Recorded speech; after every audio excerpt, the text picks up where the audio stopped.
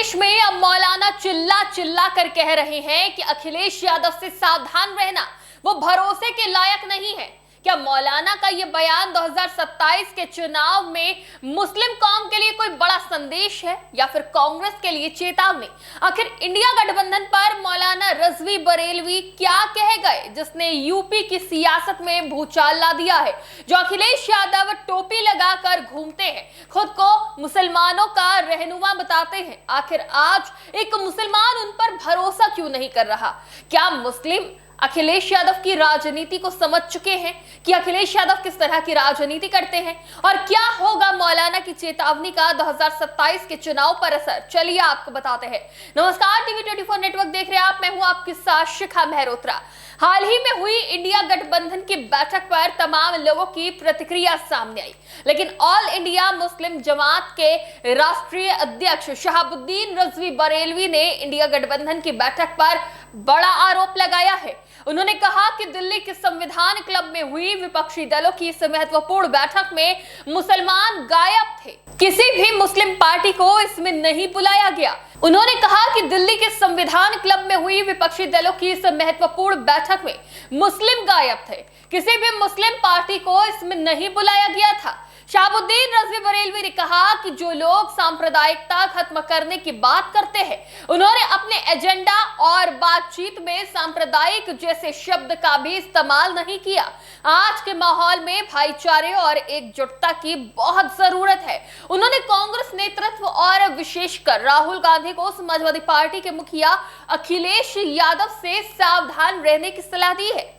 शहाबुद्दीन रजवी बरेलवी ने कहा कि विपक्षी दलों के गठबंधन में मुस्लिम समुदाय की अनदेखी की गई है। बैठक में किसी भी प्रमुख मुस्लिम पार्टी को निमंत्रण नहीं दिया गया था। उन्होंने गठबंधन के नेताओं पर आरोप लगाया कि वो सांप्रदायिकता खत्म करने की बात तो करते हैं, लेकिन अपने संवाद में इस शब्द का प्रयोग भी नहीं करते। बरेलवी ने देश में भाईचारे और एकजुटता को बढ़ावा देने की आवश्यकता पर जोर दिया।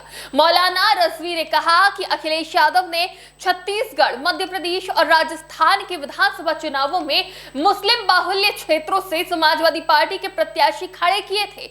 उनके इस कदम से कांग्रेस को नुकसान हुआ और इन 3 राज्यों में भाजपा की सरकार बनी। उन्होंने राहुल गांधी और कांग्रेस नेतृत्व से इस पर विचार करने को कहा कि अखिलेश यादव ने उन चुनावों के दौरान गठबंधन का धर्म क्यों नहीं निभाया। बरेलवी मौलाना ने आगामी यूपी विधानसभा चुनाव के संबंध में कहा कि अखिलेश यादव भरोसा करने के लायक व्यक्ति नहीं है। उन्होंने चेतावनी दी कि चुनाव के वक्त उम्मीदवारों के नामों के वितरण के समय अखिलेश यादव रंग बदलते नजर आएंगे।